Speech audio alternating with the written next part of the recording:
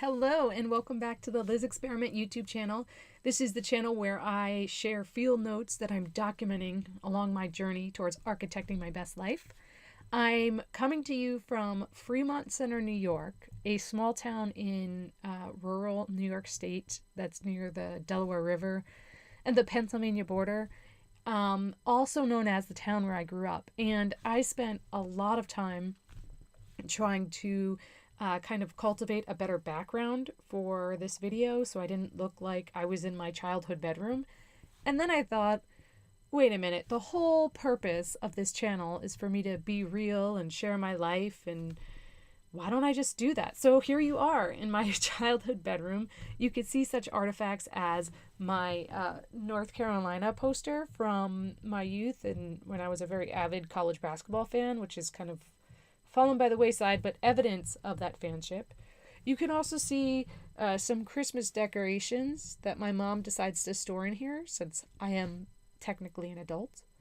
And of course there's the wizard poster, which is just one of many unicorn, wizard, magical posters. It really is the dichotomy between the wonderful fantasy life and the North Carolina Tar Heels. So, I'm here in Fremont Center because I'm visiting my family before I head off to Europe next week.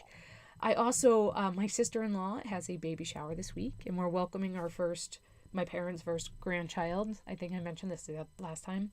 My first niece or nephew. And so I'm here to do all that. And it's been a hell of a week. I don't think that I have talked with you in a couple weeks, but I'll just recap this week. So I spent most of the week in New York City, and what I learned so far this week is, one, I have an incredible group of friends, and I too am a pretty good friend. And I say that because I feel like many of us along our journey, myself anyway, we think that we're not as good as other people at being there for other people, but in reality, I think we are. And so I say this because I stayed with friends in the city as I helped a friend, and my whole group of friends is helping this friend to get over a pretty dramatic experience that happened to her when she lost everything in an apartment fire. And so I learned that I didn't need to do much besides be myself, and I was able to put her first. I just did that. I don't even want to say I was able to. But by being myself and just settling into my care for myself and then for others, I was able to do that. So that was a pretty cool lesson learned this week. I also learned by staying in the city. So I should say I'm recording this on a Thursday in Fremont Center. It's about a 2.5 hour ride up from New York City. I was in the city. When I say the city, I mean Manhattan. I was there until Tuesday morning. So I flew in from the White Salmon last Wednesday or Thursday, and I was in the city about a week. And what I also learned during that time is that I could still find my way around Manhattan pretty damn well. So you could take the girl out of New York, but you can't necessarily take the New York out of the girl. I mean, we're talking about I'm going to dinner with friends and who still live in the city, and they're asking me which subway to take. I don't even live there anymore. But it was a kind of a cool experience to recognize, because that's something I think when we leave a place or something that we love, that we've kind of, at least for me, like you attach it to your ego and to, I don't want to say ego, it's part of you. It's part of who you are. You feel like by leaving it, you're going to lose that part of you. And so by realizing that I could still make my way around the city and also just be in the city, I recognize that, hey, you know what, this doesn't actually go away.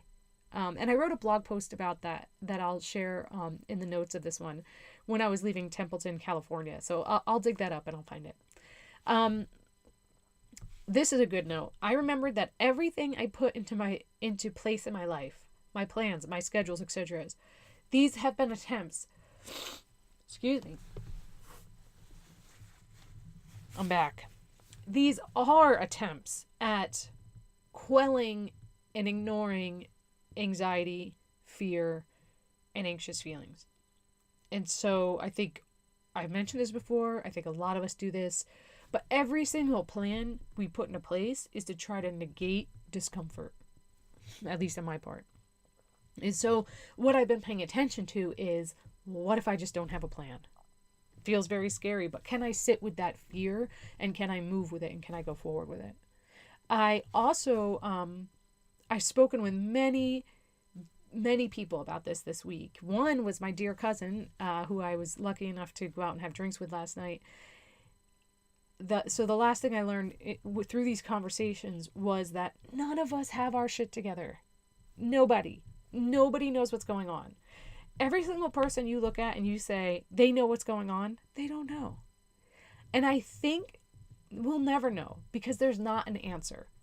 So that's a big part of what I've been working on and thinking, or what I learned this week. What I've been working on this week diligently is, one thing is researching and noticing my OCD. And I'm self-diagnosing that. But I think it's a pretty good self-diagnosis. And I think this is rampant in Western culture. I don't think, and I'm not trying to say I know that, but I think that's just how our culture is set up. And so if you have this kind of disposition to overthink things, or put methods or schedules or plans in place in order to make sure you don't feel anxious, but by doing that you feel anxious, I think that's a form of obsessive compulsive disorder on some level. Again, not a doctor, not telling you have it, self-diagnosing myself with it. Maybe I'm wrong, but it's something I've been really paying attention to this week. And being back literally in my hometown, and in the room where I developed many of these behaviors in my youth to try to just make it through life, has been a key part of that. And so let me dig into that a little bit more. What I notice is, I don't know, I would like to hear if you agree with any of this, obviously, but especially this topic. I'd like to hear how, or if you've noticed these types of behaviors in yourself, and how you've explained them to yourself, and how you've moved forward with them. But so if you could leave any comments down below, that would be awesome.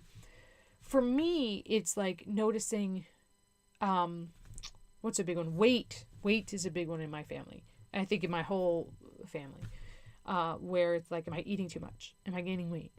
What do I weigh? What should I be doing? And then I recognized these thoughts coming back as soon as I got back into the area. I haven't thought about my weight in a very long time.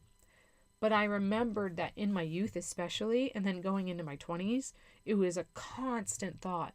I was constantly obsessed with making sure or trying to make sure my weight was perfect, and it was never, by the way, but it was this game of, I need to fix myself, and the weight is one thing I need to get right, and these obsessive thoughts that just stem from that over, decades.